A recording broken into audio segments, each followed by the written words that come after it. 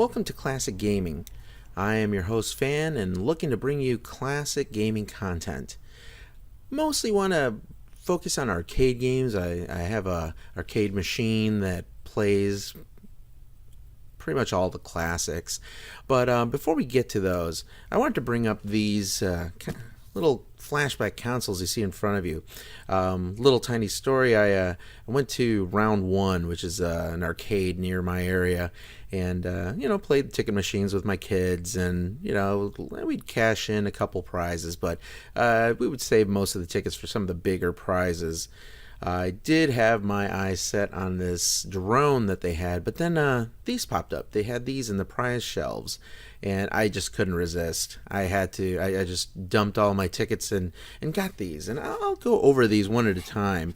You got the Super Retrocade. This one I'll save for last. Since it has arcade games on it, this is the one I'm looking forward to the most.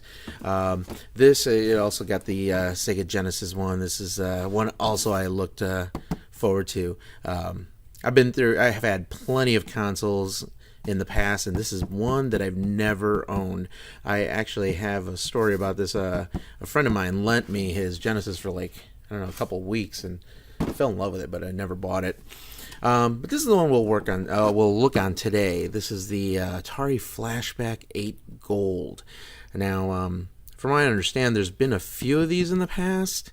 I've seen reviews and seen, I guess the older ones were a little clunky or didn't emulate as nice, or the interface wasn't as good. I'm not sure. Interface may not have been as good, but I hear good reviews about this number 8. And what's nice is this is the gold HD version. HD is, I'm not sure if there's really a difference in video quality compared to the rest, but I do know that the gold version has wireless controllers, which is nice. So you're not tethered to the system. So I already cut the sticker here, and let's take a look at what we got. Okay, so we have here some documentation. It looks like a poster. Oh, okay, yeah. So this is where we have our instructions on how to play, what the buttons do, how you can play. Oh, you want to play additional games? Additional controllers. Looks like you can put 3 and 4 players in this, I guess. I'm not going to spend your time reading all that, but this is nice. Look at that. It actually comes with a poster, and that's pretty cool. I do like that. And this is how it used to be when you get a fresh new gaming console. They would have posters and whatnot in there. And oh, look at that. Oh, that is so nice. Oh, that's so cute. This is cool. It's got that plasticky feel, but I do like that it's modeled after the original Atari. This is modeled off the Atari 2600, and there wasn't just one. There was the original that this takes its form from. It had a wood grain. It had flip switches, and this one has looks like it has some buttons, some spring-loaded buttons, which is nice. And I didn't own the original wood grain one. I owned the I think it was the 2600 Junior. I think that's what it was called. And it was smaller than the original, and it had like a multicolored strip on top, make it look more futuristic. But that's cool. It comes with HDMI cord. You got your power cord, and you have your controllers. Oh, look at that. Oh, this does bring back memories. This does feel nice. I like this. I like the joystick. This is how gaming used to be. One stick, one button. That was it. Oh, that does feel. This does bring some nostalgic feelings. Just putting this in your hand. This is great. I remember spending so many hours playing with these type of controllers, and you get 2. That is great. I was expecting probably just one controller in a system like this, but it's nice that they give you 2, so you can play 2-player right off the bat. So you got your console, you got your cords, you got your 2 controllers. I look forward to plugging this in and diving into a few of those games. Okay, so I have the system plugged in now.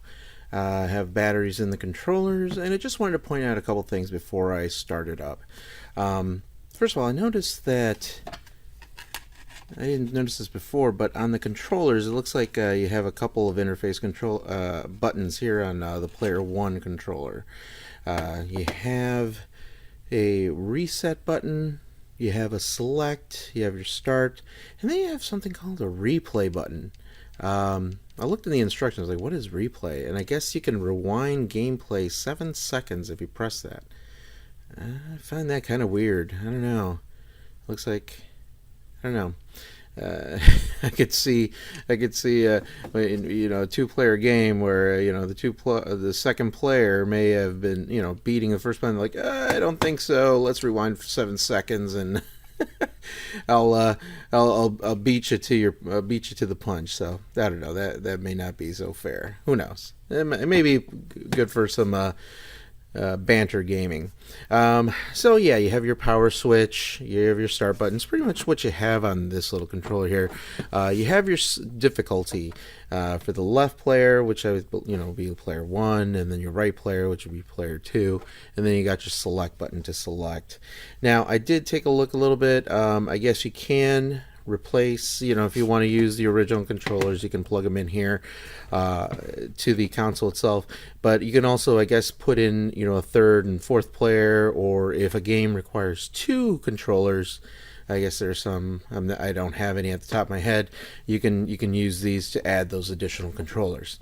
Now one thing else I noticed is these controllers have rubbery stops at the bottom, which is kind of nice because it prevents it from moving. If you don't want to hold it in your hand, you want to put it on the table for some serious competitive playing, you really can't move it much. Actually, not at all, really. If you push it down a little bit, it won't move. It has a nice solid contact. Something that I found kind of weird though is the HDMI plugs into the side, which is kind of odd. I would think it would be in the back with the power cord. The power cord's back here. I would think the HDMI would be on the side for aesthetics. It would be nicer in the back, but it's down there on the side. Anyways, I wanted to point those things out before I boot this up and get started. So let's go ahead and turn on the power switch.